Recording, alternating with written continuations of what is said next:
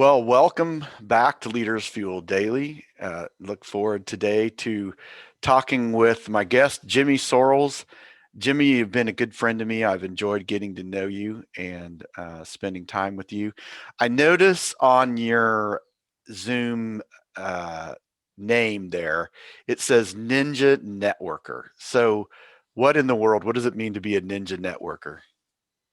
Well, that's basically helping people in any way that I naturally hear that they need something. It was just a term I come up with. I try to brand myself as someone who helps others. So I do a lot of different networking, but I want to be a people connector. So it doesn't matter if somebody's looking for someone like a business coach or a new roof on their house, or I mean it could be anything. I'm going to find somebody that can help them solve that issue or that problem that they're having. Where do you think that all started for you? How did you get into this idea of connecting people like that? um I've watched some others do it, and I've said, man, they're really helping people, and I love to help people. And I like to live my life by the philosophy of givers gain. You help enough people get what they want, and then it'll eventually come back, and I will reap some benefits for that later on. But my initial reason is just to help find ways to help others. Yeah, that's it. Have you found, obviously, I mean, this is kind of a setup question, admittedly, but obviously you've experienced people that are kind of hitting that from the flip side, meaning what can I get? And, maybe someday I'll give, right? Have you had those experiences? Oh yeah, absolutely. I mean, I work with people all day, every day, and I run into people who are definitely have that attitude. And it's not to say I won't do my best to even help them, but they're going to have to learn that in the long run, that's not a good way to go about life. There's really kind of a sowing and reaping, isn't there, in this, that sort of principle of you kind of reap what you sow, and that you're putting seeds out there when you're giving, aren't you? Yes, 100%. That's my life philosophy. So, yep. I love that. And so let me ask you this. Has this been something that has kind of developed in you? Meaning, do you see yourself having improved in being a ninja networker? When did you, like, how long have you sort of had this idea that I'm going to be a ninja networker, and how have you improved in that in over time? Yeah, great question. I've always looked for ways to help people, but I started a new industry back in March and started joining some network groups. And so I would say it's probably been about 5 or 6 months ago that the Ninja Networker philosophy and everything started coming to me, to realize what I needed to do to help others. Hmm. And um, was there a second part of that question? Well, how is that? Do you see your skills in this? So I look at that word ninja, right, and I'm thinking, well, that's there. A ninja is someone who's practiced something. They're very good at it. There's kind of a stealthiness to it. So what?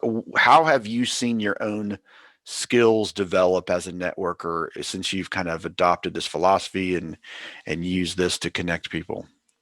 Yeah, I learned from others who have done it well, and then yes, I've definitely seen improvement. And because it's what it comes down to is paying attention, listening Hmm. more than talk, Yeah. and finding a need to help somebody. So you're really being intentional.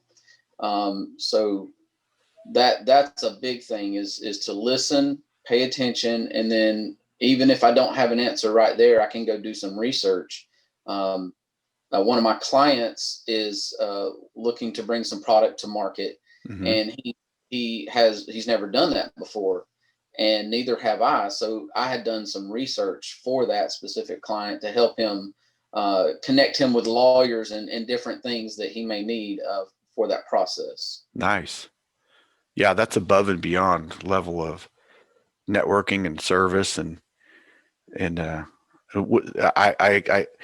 I imagine that people, when they see you doing that, are pretty pleasantly surprised by that. It yes, it has went a long way. With this client, I was able to actually connect him for him to grow his business in another way. Hmm. Uh, and I mean, I feel like he'll be a client for life, and he's going to be a good referral partner for me. That's a Um, Yeah, that's a pretty key element. I mean, because of what I'm hearing, this is a I think, when I was asking you earlier that this idea of you've experienced where people are just wanting to get something and okay, maybe someday, you scratch my back, I'll scratch yours sort of idea. That's a very transactional way to approach life. And you always owe someone something and they owe you something, or it's always about that transaction. This feels a lot more relational. Is that some of the thought that you put into this whole idea of what Absolutely, you can't keep a tally on what you've gotten and given. You just have to be genuine mm-hmm. and go out, and where you see a need, you help. You help, and what you reap is what you sow, like you were saying. But no, I don't keep a tally on anything. I look for opportunities to help others. So what do you think for you? Okay, obviously, like you said, givers gain, and that Zig Ziglar quote, you help other people get what they want, and you'll get what you want. Yep. So I do understand. Again, we're talking about sowing and reaping, but in the moment, is there? How do you feel about approaching this is a generous approach. How does that affect you as a person? Oh man, I mean, it makes me feel good. Yeah, I mean that's definitely part of the way I live my life. For one, I'm just a positive person. Hmm. I look for the best in people, and I'm very trusting and loyal, and until they give me a reason not to be. Right.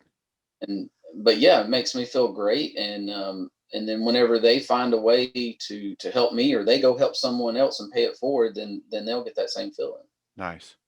I mean that I hear people talking all the time about sort of the difference between a scarcity mindset and an abundance mindset. This feels like it's aligned more with an abundance mindset, the way that you're approaching that. There's an endless, it's kind of like the difference, Simon Sinek says, the difference between sort of a finite idea, being finite, or infinite. This feels more infinite because you can choose to do this at any moment, and you're getting benefits beyond, okay, I'm getting money right in this moment, and even if I need money, it's not really the main thing I'm here for. I'm here for relationships, and Yes. I'm gaining a greater sense of, I mean, it feels more peaceful. I think that when I think about abundance versus sort of scarcity, abundance always feels like a more peaceful state of being for me. Um, Yeah, I agree. And you live in the moment, but you plan for the future, and yeah, do that by abundantly helping people. yeah.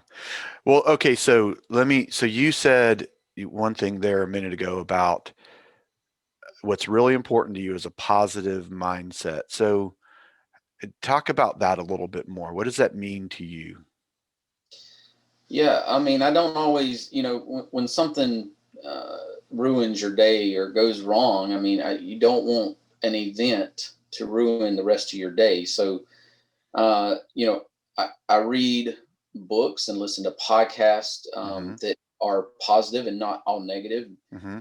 One thing I personally don't do is watch the news, Yeah. because it's all negative. Yeah. Um, so just having a positive outlook on life and events and things. Okay, there's an issue. Let's figure out how to deal with this and move on. Mm-hmm. Um, you know, answer answer someone whenever you meet them with a smile and a handshake, Mm-hmm. and listen for ways to help them. And the more you're helping someone else, the less that issue that you had is going to be in your mind. So Yeah. that's one way to overcome it, because you're going to meet other people that are always going to be worse off than you. Yes. Yeah. There's a perspective there, isn't it? Yeah. And what I'm hearing, so it sounds like that you are pretty intentional about what you feed. I call it the power plant. We have a group called the power plant, and the power plant is this. It's our divine center of operation, right between Right. our ears here. And it's almost like when you were saying that, I had this idea, like you're kind of like almost bombarding your mind with the good stuff, and also sort of have this defensive posture of, there are certain things that you're not putting in there because they just don't give you the results that you want. Yes, absolutely. Yeah, and then just kind of your presence and the way you show up. Yeah, I love that. We talk about in the resilient entrepreneur, one of the first things we kind of talk about is that C is greater than E. And what Mhm. that means is cause is greater than effect. And it kind of goes back to that sowing and reaping principle that we mentioned a little bit ago. But the idea is if we live on the effect end of the equation, that means we are at the effect of any condition and circumstance in our life. If anything happens that would be the way that we would not prefer it, or something didn't happen that we want, and then we allow that to sort of overtake us, we're living on the effect end of the equation. Mhm. You're talking about living at the cause end. It's look, okay, things are going to happen. Life is not always going to go the way I planned, the way I want, but I'm doing this from the inside out, and I'm just going to keep moving on. And I think that again, that kind of goes back to that sort of attitude of abundance, because what your abundance in that is your own sense of resourcefulness, meaning whatever comes, I'm fully resourced to deal with whatever that is. And it's a Yes. great way to look at Yeah. stress. Um, I heard this morning, by the way, and I share this. Stress is a great thing. Distress is not a good thing, and the dis, is what we put onto stress. It's our perspective of it, and so when we're living on this cause into the cause and effect equation, we're not in distress. We're just managing stress in a way that's makes a benefit to our life. Sounds like you got that. You're in a Yeah. groove with that pretty well. One thing I would add to that is, personal responsibility is huge. Oh man, yeah, Can't you can't go and change somebody else. You're going to run into people every day that have bad attitudes. Their pet died. You don't know what happened. Give them the benefit of the doubt, but you can control your thoughts and your actions. And even smiling at a cashier can change their day. So you yeah. don't know what you've been through. So just keep that in mind as you go throughout your just everyday life. I love that. That's great. Very good. So, any parting, just ninja networking skills, anything that maybe you haven't yet said that you want to share that you think anyone could use as far as a ninja networker skill? Um, be authentic. Okay. Be yourself. Don't go in. Don't try to sell somebody at a networking event. Yes. Don't try to be somebody else. Just be yourself. Connect people. Learn how you can help them, and eventually they're going to ask, "Well, what do you do?" Yeah. And you give them your 30 seconds, and if they want more information, you meet with them and give them some more detail. And so people don't like to be sold. No. They like to buy, and Hmm. they want to buy from somebody they know, like, and trust. Yeah. And you become that person they know, like, and trust, and you'll be the one they buy from. Love that. Well, guess what? That was a great segue because I do want to know everything about what you do. So what is the business that you're in, or businesses, and so share about that. And then, I just want people to know that I'm giving them all any way to connect with you. So anywhere that this goes out, people will be able to get back in touch with you. So so Yeah. sh- so so tell us about what do you do? Yeah, so I'm in the merchant services space. I work with small businesses. Basically, what I do is I help small businesses keep their profits and stay in business. So there is a traditional pricing which has been around forever, where it's basically, if you're paying 3%, I can come in and save you 0.5%. It might save you a little bit of money per year. We can do that. That is an option. But another option that's been around since 2010, it was passed with the Frank Dodd bill. A lot Hmm. of people still don't know about it. So I'm still doing a lot of education. Hmm. It's called cash discounting, Hmm. and the gas stations are really the first industry that took that and ran with it. Okay. You know, you saw signs. You go inside, you pay less with cash for your gas or whatever. So more and more businesses are starting to learn from it. So what it basically is the credit card companies are going to get their percentage no matter what. Hmm. And instead of a business jacking their prices up to cover that cost, Hmm. you just pass that cost directly to the customer. And the customers don't mind. They know it's helping your business. Hmm. They're using their card for the rewards and everything like that. So it's called cash discounting. And so for a terminal, the stationary, it can be as little as $35. I'm sorry, $25 a month. Hmm. For mobile, it's $35 a month and 5 cents a transaction. So it's say it can save a business owner a lot of money. So while I can do that, my niche market, what I really like to focus on Hmm. is restaurants. Okay. I set up with online ordering. So whether they have it or not, Hmm. it's more than just a platform. So you do have that platform with the menu that's very user friendly and easy to edit for the business. Hmm. We also do SEO and optimization. We can build a website at no additional cost. There's a loyalty program. There's a lot in that package Hmm. for one flat fee of $200 a month and 5 cents a transaction.